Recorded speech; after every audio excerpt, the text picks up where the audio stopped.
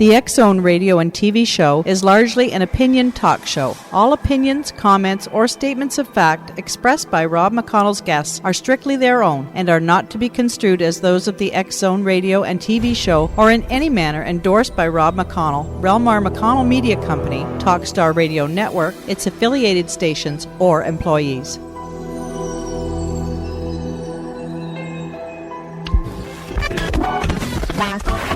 All Hit Radio.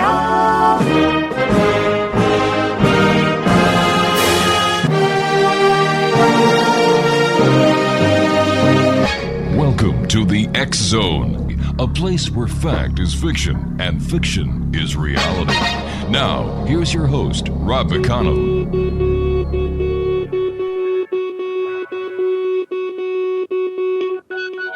Doesn't mean much.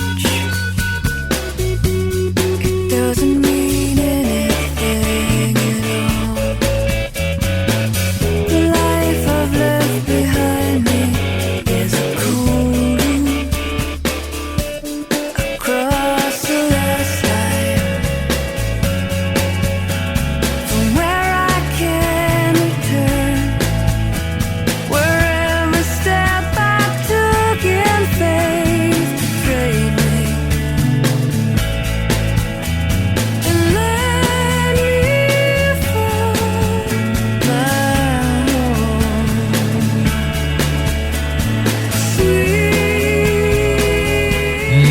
Welcome back, everyone. This is the X Zone on the Talkstar Radio Network, X Zone Broadcast Network, UK High Definition Radio, Euro High Definition Radio, Star Cable, X Zone TV, and our growing family of broadcast affiliates right across Canada, the United States, Central America, the Caribbean, South America, the Pacific Rim, Asia, India, Africa, and Europe.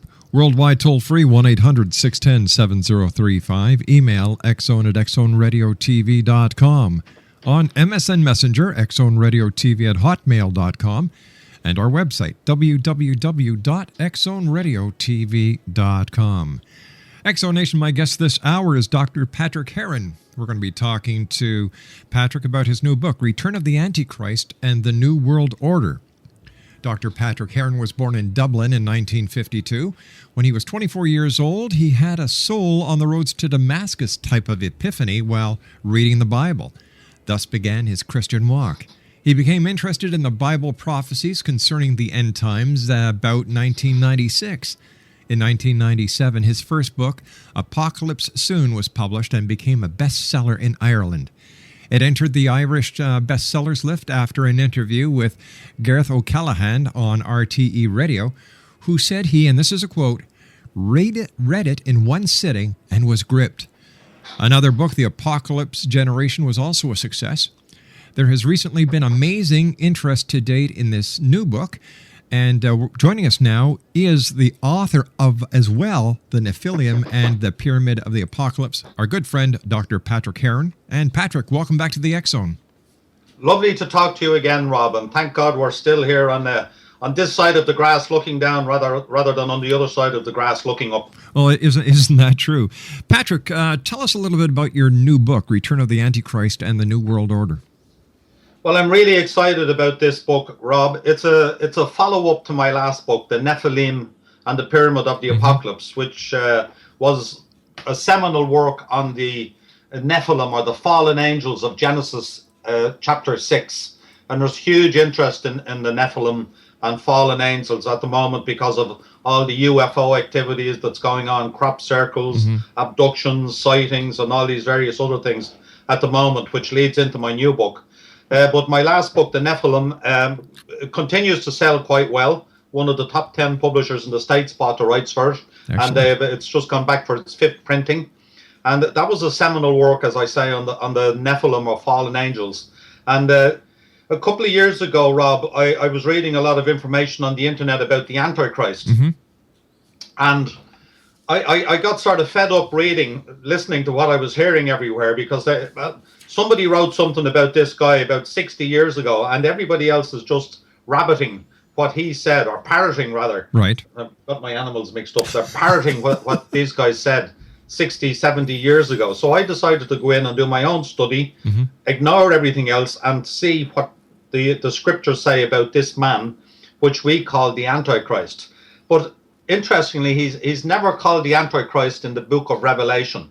The words the Antichrist are only used twice in the whole of Scripture in John's epistles, and the word Antichrist appears 5 times in John's epistles, and twice with the Antichrist. But in the book of Revelation, he's never referred to as the Antichrist. In this book, he's referred to as the beast from the abyss.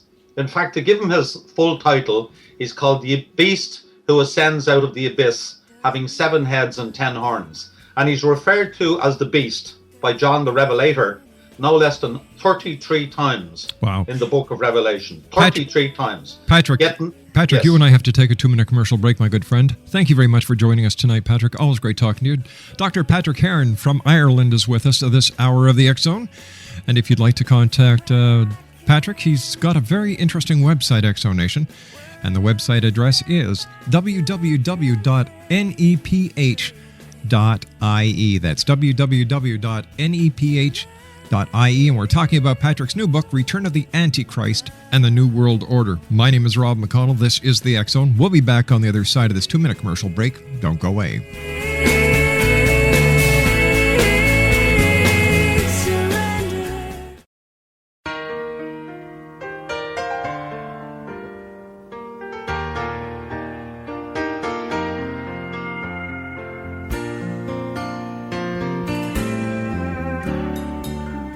Everybody likes a celebration, happy music and conversation. I'd be lying if I said I didn't have the blues. In the corner there's a couple dancing. From the kitchen I can hear them laughing. Oh, I wish I was celebrating too. And I know this night won't last forever. X-Zone Nation, welcome back. Dr. Patrick Heron is our very special guest this hour. His website is www.neph.ie. Patrick, where does the misconception of what or who exactly the Antichrist is? Well, the misconception comes, as I said, from some people who wrote some stuff many years ago, and everybody just takes it as written that this is for real. But as I say, I went in and I decided to see what the scriptures say about this guy. So, as I said, he's called the beast who ascends out of the abyss, having 7 heads and 10 horns. So my thesis, my book is about why is he called the beast? What is the abyss? Why does he have to ascend out of it? What are the 7 heads? What do the 10 horns represent, etc., etc. So in this book, as I say, this was the first in-depth study of this man, and he is a man, but he's a different type of man, that John the Revelator terms the beast from the abyss. So I'll be showing in this book what his name is, where he comes from, where he is at the moment, when he will appear, what the 7 heads are, what the 10 horns represent, his association with the USA in prophecy, his demise and his final doom. So this book, Christians, Rob, are usually encouraged biblically to take the milk of the word that they may grow thereby, because they're referred to as babes in Christ. But this book is meat. It's very strong meat. So in this book, the reader will be taken on an excursion behind the veil of the apocalypse to glimpse secrets that have been hidden from scholars for centuries. And it is because we are in the end times now that these mysteries are now being revealed. Is there an association between the Antichrist and what some people are calling the Maitreya? No, the Maitreya is a false Christ. The very first thing that Jesus said when they asked him what will be the signs of the end of this age and of your coming, he said, beware of false Christs, false apostles, people jumping up saying, I'm Christ, I'm Christ, I'm Christ. Maitreya is one of those. There's another guy I heard about yesterday called Metatron or something like that. There's been loads of these guys. David Koresh, Jim Jones. They're always popping up all over the place.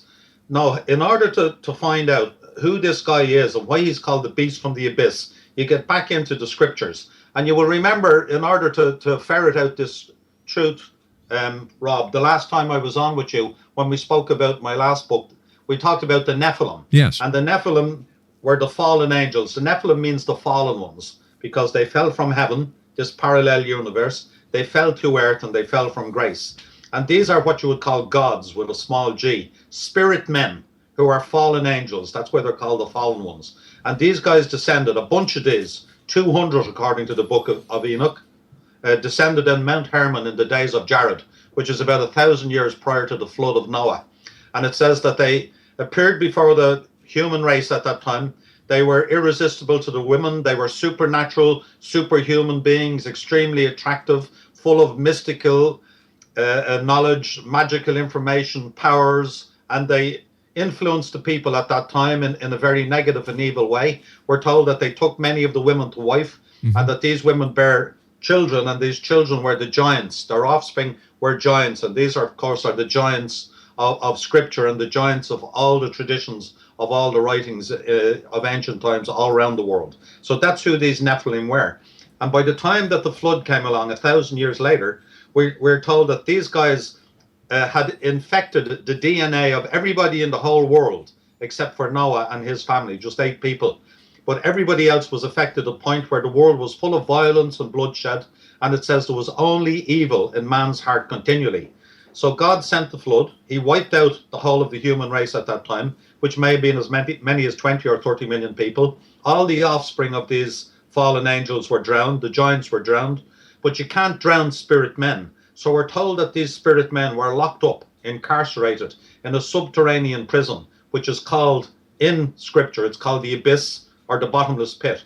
In fact, once in the Epistle of Peter, it's called Tartarus or Tartarus. And Tartarus would tie these fallen angels or gods in with the gods of Greek and Roman and Egyptian mythology, because Tartarus in Greek and Roman mythology was the place of imprisonment of the gods and the fallen angels who rebelled against Zeus. And we're told that the Messiah, in his risen body, when he got up from the dead, he had a new spiritual body, he went and preached to these spirits who caused the sin in the days of Noah. And he more or less said to them, here I am, boys, I'm up from the dead. All your plans have come to naught. I'll be back. Hasta la vista, or words to that effect. Now, these guys are spirits, as I say, because that's what angels are. They're spirits. They're men, but they are spirit beings. We always think of spirits, Rob, as being invisible, yes, ephemeral, ethereal beings that we can't see. Not so. Every time angels appeared in Scripture, they looked like men. They wore clothes. They ate. They drank. They were mistaken as men. And these particular guys could have sex with human women and produce these offspring.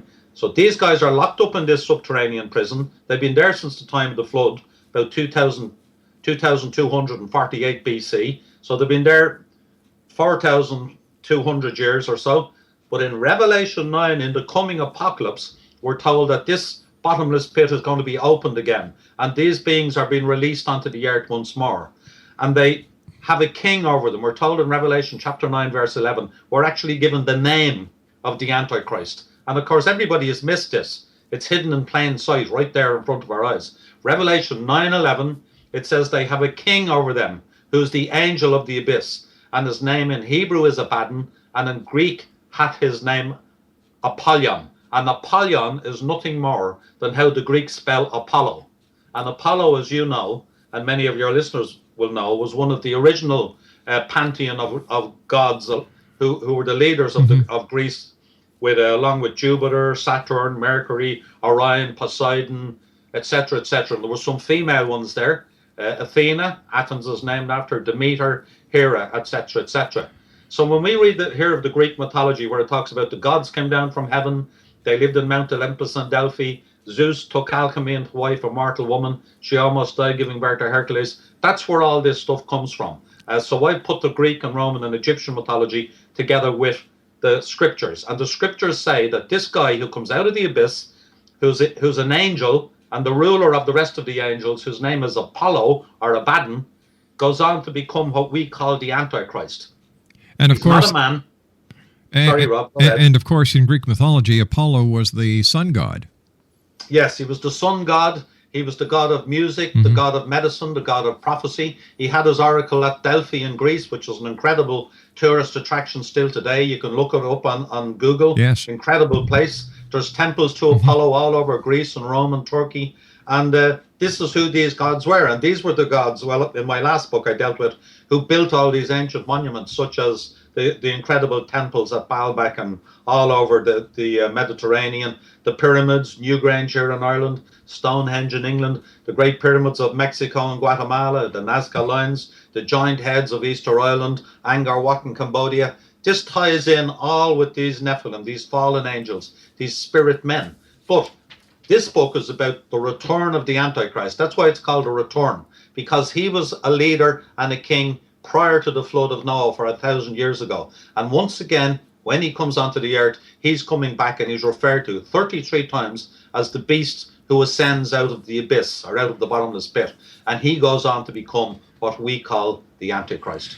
Why is it that people are trying to put modern-day politicians as the Antichrist? You know, there was talk on the internet that George Bush was the Antichrist. There was talk on the internet that Osama bin Laden was the Antichrist. You know, it seems that we need to put a present-day figure on anything that is negative when it refers to, you know, religious philosophies or mythology. Why is that, Pat?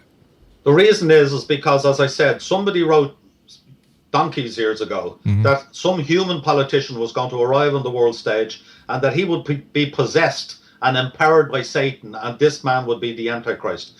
It started off centuries ago, Rob, with Nero and several Caesars and popes, all the way down through history until we got to Hitler, Stalin, Pol Pot, you know, Mao Zedong. I had emails a couple of years ago from a guy insisting that Ronnie Reagan was the Antichrist, Hillary Clinton, Tony Blair, now Barroso, the head of the European Union.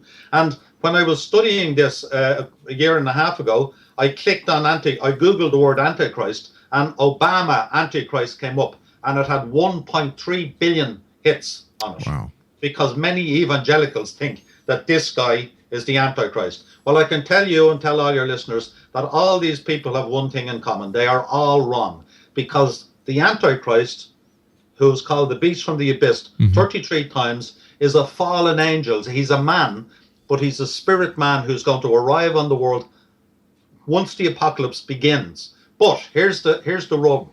He's not going to come back and say, my name is Abaddon or Apollo or Azazel or Azazel, which is what the book of Enoch calls him. He is coming in the stead of Christ. Anti in Greek does not just mean against. It can also mean in the stead of. And this guy is, when he appears back, I believe the great delusion and deception that's going to be perpetrated on the world is that this guy is going to come back and present himself as Jesus Christ, as the true Messiah, and people will believe that he is Christ returned. I wouldn't be surprised if he has holes in his hands. I wouldn't be surprised if he turns water into wine. It says several times in Revelation that the people of the world will be astonished when they see the beast from the abyss, who once was, now is not, and yet will come. I'll tell you what that means in a minute. They're going to be astonished because he is going to deceive them with his lying signs, miracles, and wonders. And just as when the true Messiah was on this earth, signs, miracles, and wonders followed him. So when this counterfeit Messiah comes, signs, miracles, and wonders are going to follow him. We're told in Revelation 13 that he receives a deadly head wound and that he appears like he's dead, but he's going to be raised from death by the power of the dragon. All right, stand by, my good friend. We've got to take our news break at the bottom of the hour. Very interesting guest all the time, and a good friend of the X-Zone Radio Show and the X-Zone Nation. I'm talking about our guest this hour, the one and only Dr. Patrick HERON. His new book, The Return of the Antichrist, and his website is www.neph.ie. My name is Rob McConnell. This is the X-Zone. We'll be back on the other side of this break with the news. Don't go away. I know this night won't last forever. And I know. Hi, this is Ken Elliott. When I'm floating around the universe, I always try to tune in to Rob McConnell. Hi ho there, Trinity Frog on Sesame Street. When I want to find out what's going on with UFOs or ghosts, I listen to the X-Zone with Rob McConnell. This is Les Corrigan from Target Internet Development. You're listening to Rob McConnell on the X-Zone Radio Show. This is John Hogue, prophecy scholar, and you're listening to Rob McConnell in the X-Zone. Welcome to the X Zone, a place where fact is fiction and fiction is reality. Now, here's your host, Rob McConnell.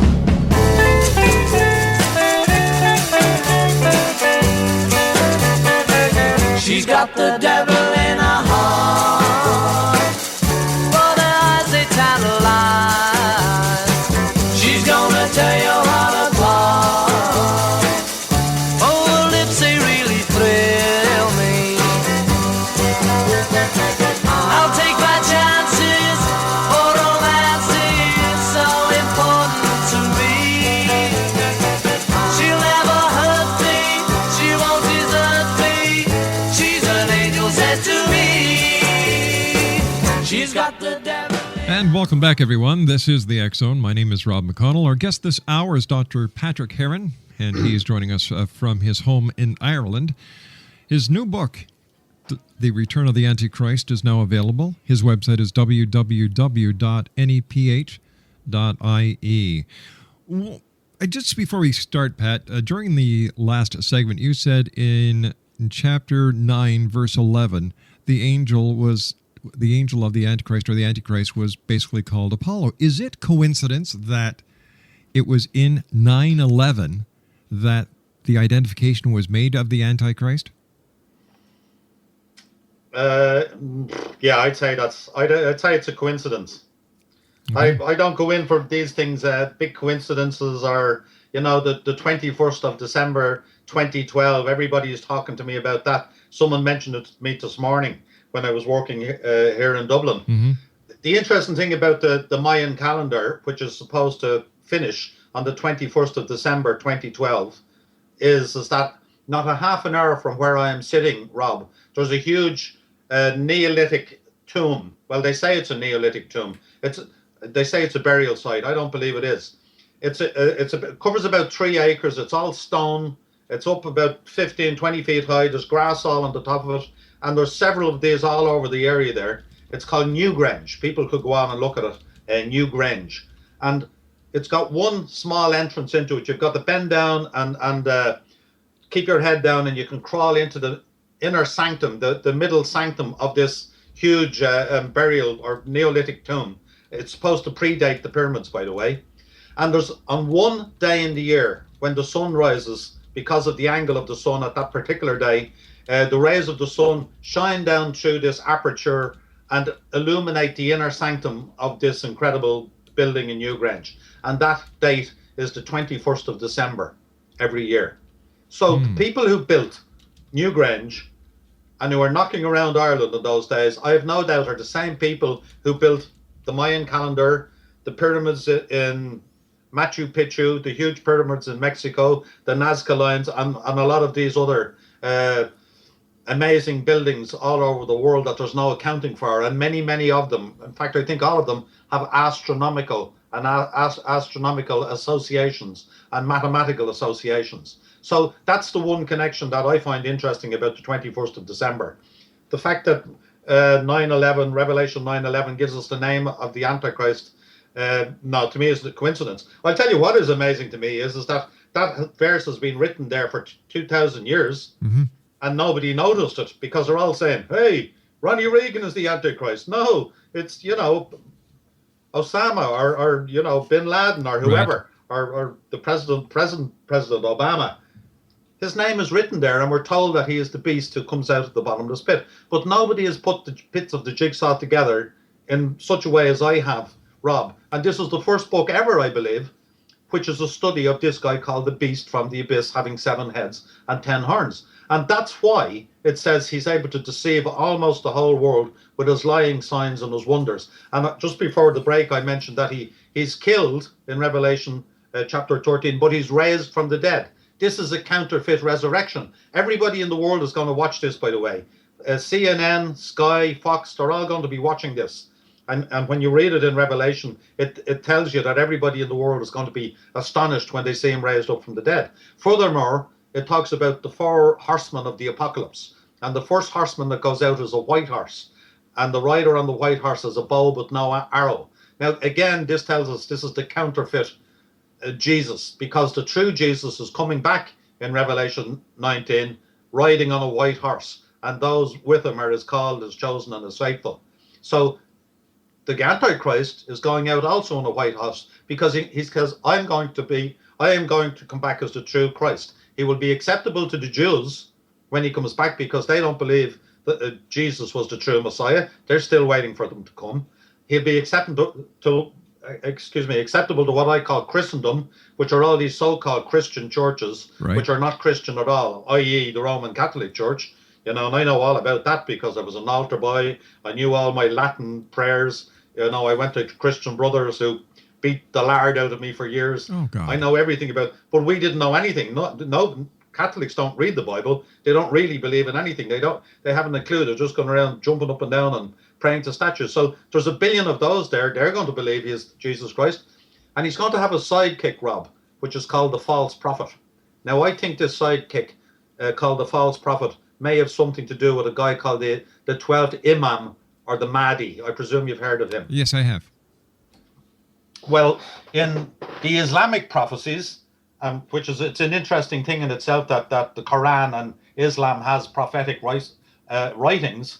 But there's a reason for that too, because the Muhammad says that a bright, glorious angel appeared to him and dictated to him the Quran and these various writings. So a lot of the scriptures in the Islamic writings are going to parallel and mirror those in the book of Revelation and in the Bible, because the devil knows scripture better than you and I did, and that's why he was able to take the Messiah up on the top of the temple and say, go ahead and throw yourself down, for it is written. And then he quoted verbatim what was written in some obscure psalm in the Old Testament. So he knows a lot of these prophecies. So he's telling the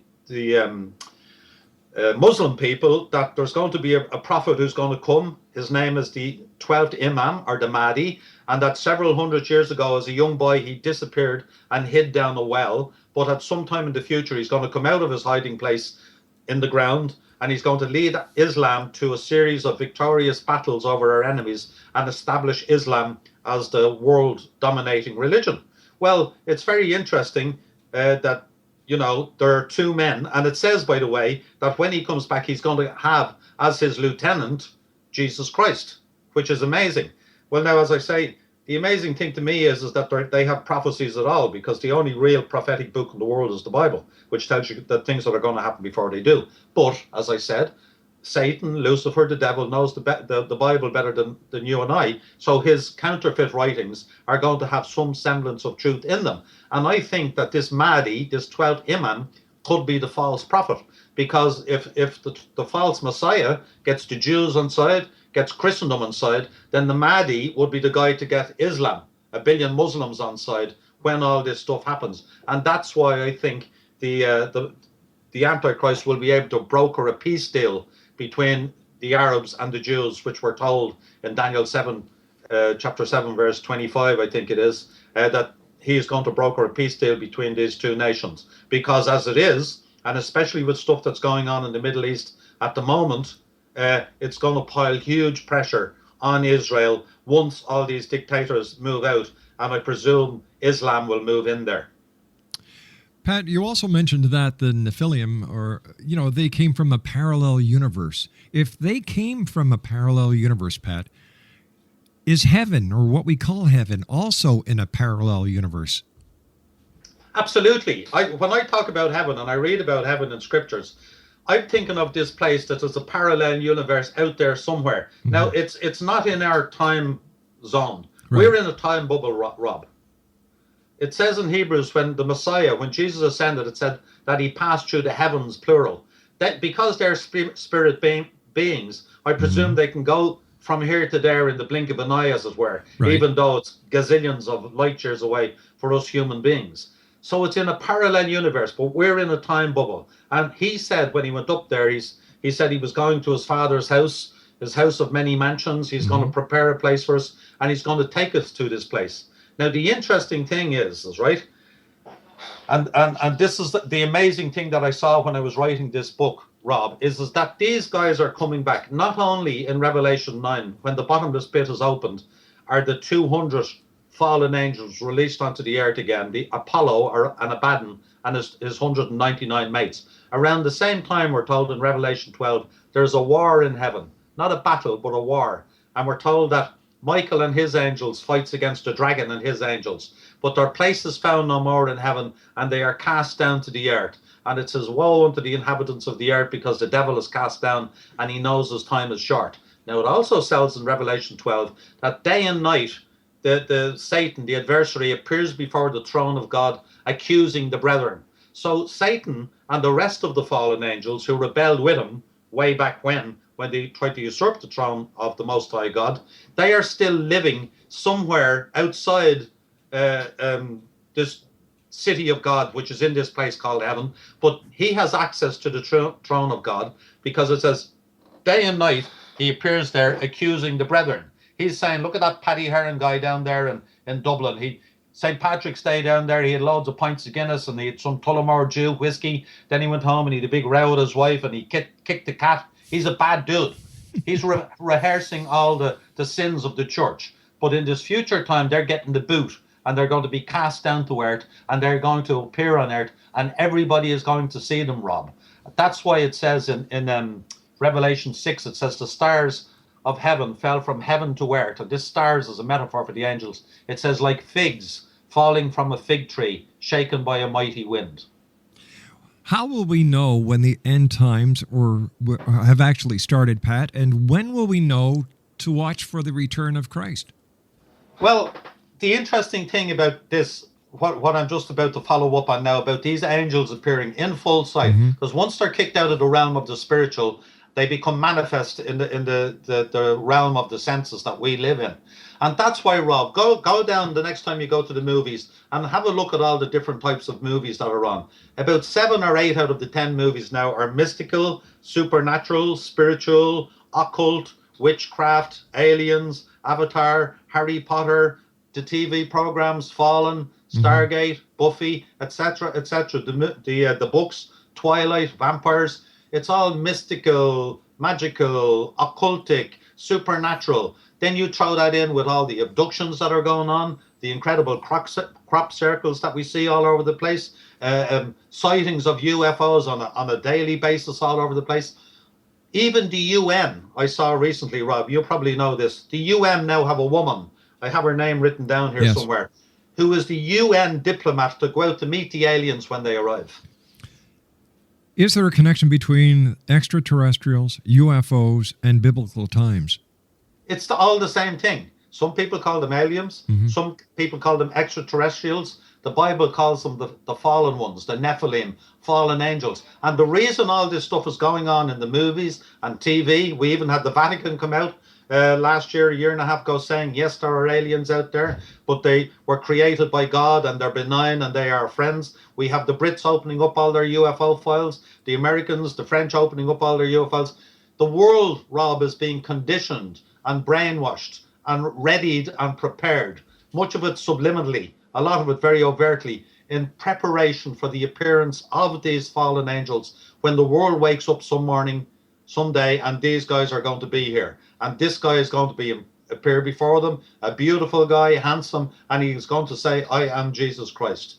And you have to remember that most of the people that are going to believe in this guy when he appears are just ordinary people. They're just what Paul called body and soul man, natural man. They're not people of body, soul, spirit, because those people won't be here. This is going to happen, Rob, after what Paul calls the gathering together and what the Americans call the rapture of the church.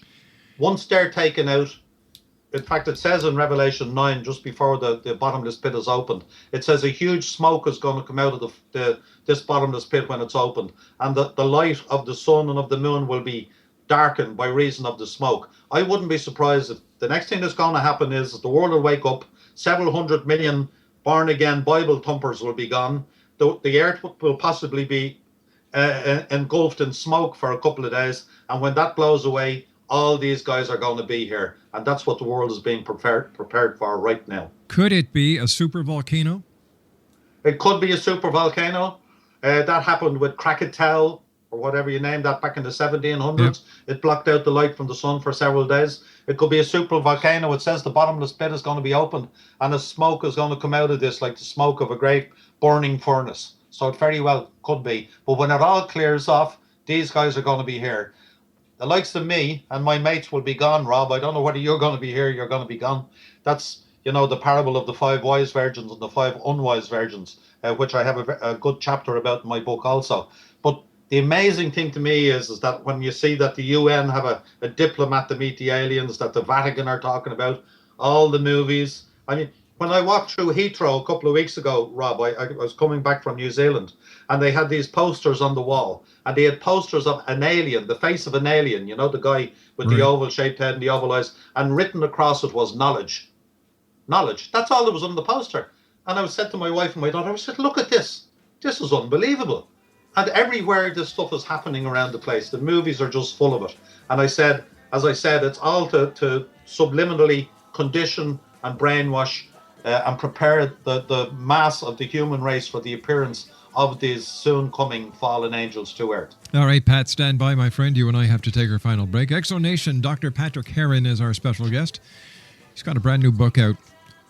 This is a must for your library, because these are the types of books that you, the Exo Nation, really love to read. The Return of the Antichrist. His website is www.nephi.ie. We'll be back on the other side of this break. Don't go away. No, this I can't believe. She's gonna tell you all apart. No, nay, will she deceive. Hello, you have reached the Devil's Answering Service. Para instrucciones en español, oprima el número 1. To sell your soul, press 2 now. For directions to hell, please press 3 now.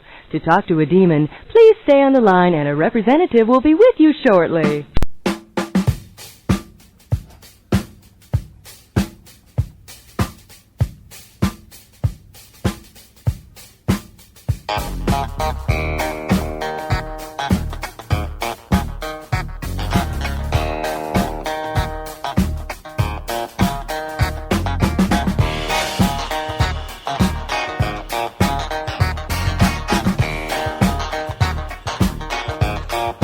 Very superstitious,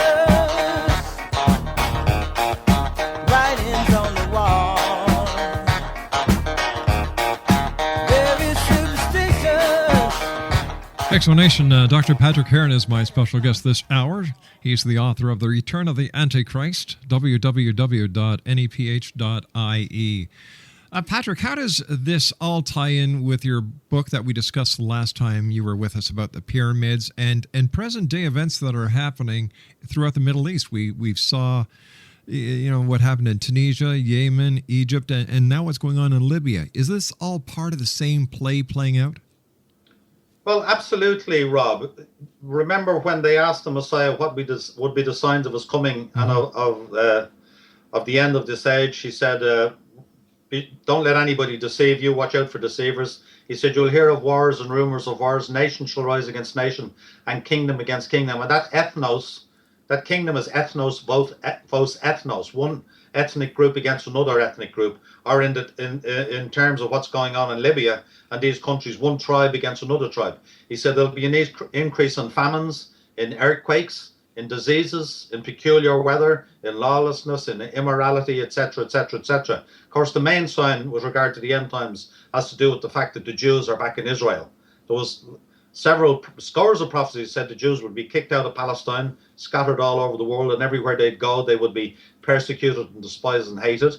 And that happened in the 70 AD when Titus came in, he sacked Jerusalem, he slaughtered about 1 million Jews, the rest were scattered all over the world, hence the wandering Jew. Everywhere they went, they were persecuted and hated, which culminated in the Holocaust in Germany in the Second World War. But there's many, many other prophecies that said in the last days, in the last generation, that God would regather his chosen people again and establish them in Palestine and Israel as a sign to the rest of the world that we were in the last days.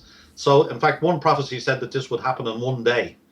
So the Brits went into the UN in 1948 in May. They proposed that Israel be given its own nation state. It was seconded by the Yanks. And so they got their own nation state back in one day. Now there's 6.5 million of them there. World peace is contingent upon what happens in that neck of the woods between the the Jews and the Arabs. And we're also told in prophecies that Jerusalem is the rock on which the world will perish, and it's referred to as a cup of trembling.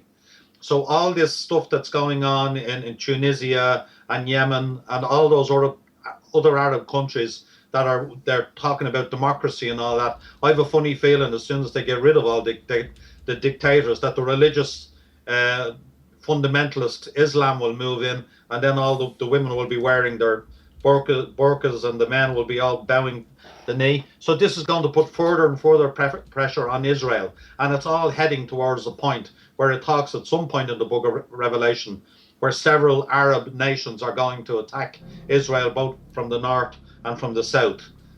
So it's just a fulfillment of Bible prophecy right before our eyes. Every time you switch on the news and you see stuff on the television about trouble in Israel with the Arabs, we are watching that prophecy coming to pass, Rob. We are that generation. So we are very close to the second coming. We're on the cusp of it. And you know, when you mentioned the pyramids, Patrick, my last book, sorry. You know what? We're running out of time very fast, Patrick. First of all, I want to thank you so much for joining us. I'd love to have you back on in the very near future so we can further discuss this amazing topic.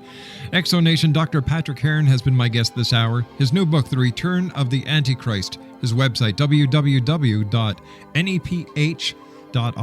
I'll be back on the other side of this break with the news. Don't go away.